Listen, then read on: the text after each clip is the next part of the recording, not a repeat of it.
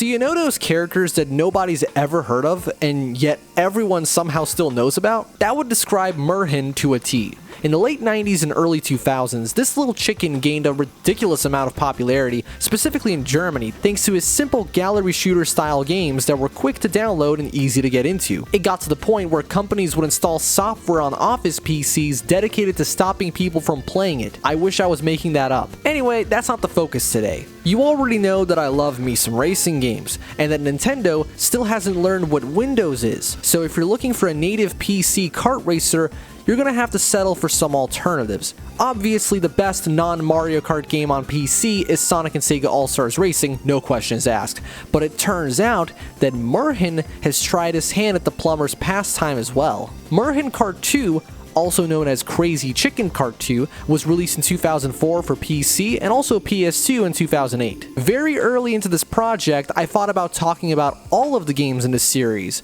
but then quickly decided against it since multi-game videos are a pain to make, and this particular kart racer is the only one in the series that I like. Let me give you some context. The original moorhuhn Kart is a charmingly janky kart racer that's way too hard but has some good music. moorhuhn Kart Free is unpolished and stiff, although the track designs are decent. moorhuhn Kart Thunder is more of the same, but it takes place across the globe. The remake of moorhuhn Kart 2 on Steam runs on a different engine and is inferior to the original in every way aside from the resolution. Finally, moorhuhn Kart 4 actually looks fine, but I haven't played it yet and I don't really care. Also, it's important to note that this isn't much of a childhood game reassessment type video. If I'm recalling correctly, moorhuhn Kart Free was the one I played most as a kid. You know, before I realized it's not very good. Getting back on track, moorhuhn Kart 2 is fairly light on content, given that it was a budget game. You get a total of 8 tracks and 7 characters. Due to the game's age rating, I imagine, you only get to play on the lowest difficulty at first. This really isn't too much of a problem, since you can beat the 2 championships in a single sitting. To my absolute shock, I think that slowly working your way up the difficulty settings feels almost like a requirement. Do not misunderstand, moorhuhn Kart 2 is not a difficult game, but as I will explain, it isn't permanently in baby mode either. The 7 characters you get to choose from are my favorite kind of generic. You know the kind, where the core concept is utterly void of originality, and yet the animations and subtle facial gestures give them a hint of character. I'll talk about the visual presentation later, but even just from the selection screen you can find some likable traits in each of them. You've got the titular moorhuhn, who exists, you've got less huhn, because Luigi, you've got a snowman who's just happy to be here, and my favorite is this frog dude. He just looks like an asshole and I like him. The final thing I want to bring up in regards to the content overview before I get into more specifics is the user-defined and random championships. This doesn't add a ton of replay value or anything, but you don't really see too many kart racers have stuff like this. The word items in the context of a kart racer is always a bit of a minefield. No, moorhuhn Kart 2 is not Mario Kart Wii. However, some items are definitely more advantageous than others. The slime ball is a standard projectile that bounces around the track and may come back to hit you. The energy drink is your boost, while the siren temporarily improves your kart's speed and handling with an added layer of defense. The big red X blows out your tires and the black circle creates a pitfall. The fake item is self-explanatory, as well as the shield. Finally, we have the heat-seeking missile. It's essentially a blue shell, except it doesn't damage any non-targeted players. This thing is only concerned with whoever is in first.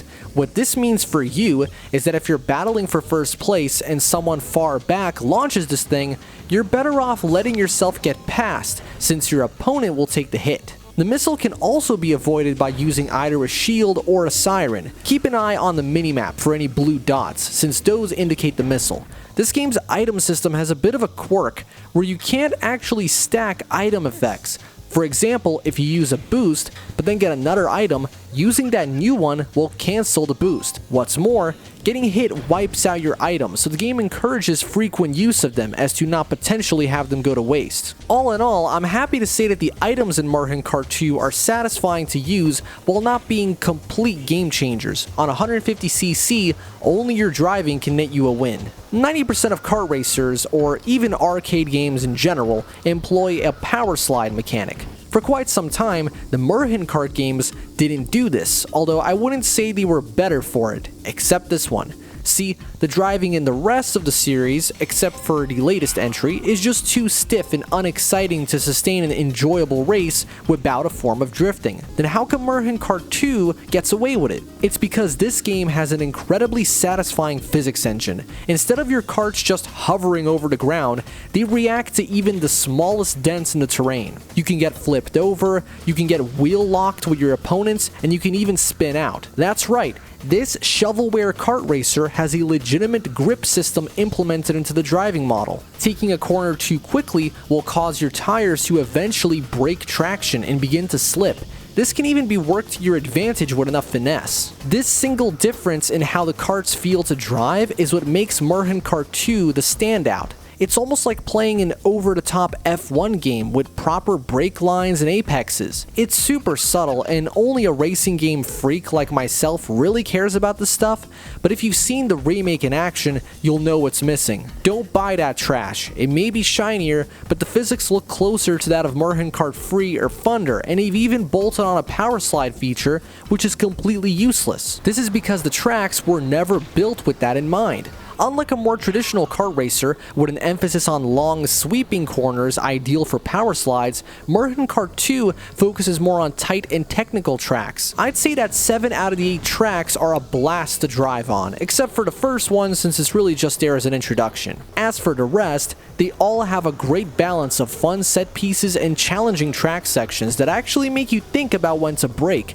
There's even some physics objects here and there. You can also get pretty creative with your shortcuts if you know what you're doing, thanks to the aforementioned physics engine. My favorite track is probably the castle-themed one. It has a great sense of scale and diversity to each section. The hardest out of all the tracks is definitely the swamp, probably why it's the last one you race on. It's made up of narrow walkways and surrounded by water, which acts as a bottomless pit. When playing on a 150cc, you really do forget what this game's original market really was. While none of the track themes are super original, I appreciate the diversity, and they all do have a different personality in their layout. The snow-themed track has slippery surfaces, the factory has the tightest corners in the game, and the Egypt track has some really fun obstacle courses. They all look well above average as well. While I wouldn't call moorhuhn Kart 2 an amazing looking game even for 2004, it has a colorful presentation which still looks appealing. It also contains some fantastically expressive character animations. There's tons of neat touches, like how the mole has to find his glasses and hat, or how the pumpkin guy spins his head around. My favorite is still that frog. One of his animations just looks like he's flipping someone off, and I think that's pretty funny. Unfortunately, without any third-party interference, this game is locked to 1024 by 768, so I guess that shitty remake has something going for it. There's also this oddity where the character animations play at about 15 FPS in race replays. You gotta keep in mind that this game was probably optimized for the lowest end machine you could find around the time, so all things considered, I'd say the compromises weren't too bad. Same goes for the sound department. While there are definitely some stock sound effects here and there, most of them are tastefully chosen and don't sound too out of place. Also, the soundtrack is awesome. The main theme is just as great as that of the original moorhuhn Kart, but this time the rest of the music is great too. The castle theme is easily the best. I unironically find myself playing it on guitar completely at random. It's that catchy. I think all of the music walks a very fine line between repetition and memorability. Also, I really love the odd time feel of the cave theme. I know it's not actually an odd time signature, but the snare hits kind of shift where you feel the beat, and it's really cool. Let me stop myself there. moorhuhn Kart 2 is probably the only game in this entire franchise which has way more titles than you probably think. That's a wholeheartedly good time over the course of its 8 tracks and free difficulties. It's so refreshing playing a kart racer that not only doesn't rely on power sliding, but is legitimately better for it. I feel like there's a potentially high skill ceiling with this one, maybe even some ultra shortcuts, who knows. Anyway, don't buy that remake. Just play this one. It's abandonware, so you know where to find it and runs completely fine on modern Windows.